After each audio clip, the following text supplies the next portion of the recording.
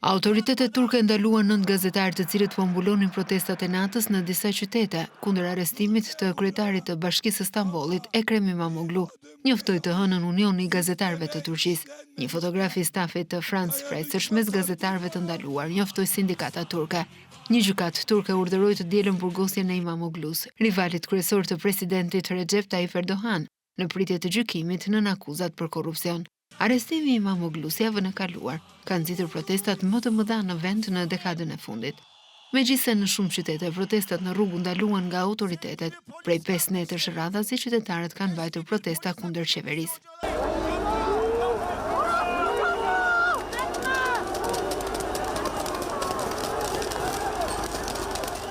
Gjatë protestës së të dielës mbrëma, policia përdori ujin me presion për të shpërndar protestuesit.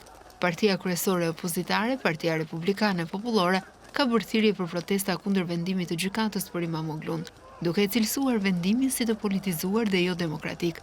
Qeveria mohon se hetimet janë të motivuara politikisht dhe thotë se gjykatat janë të pavarura. Imamoglu i ka hedhur poshtë akuzat me të cilat ngarkohet, duke i quajtur ato akuza dhe shpifje të papërfitueshme, dhe ka bërë thirrje për protesta në mbar vendin.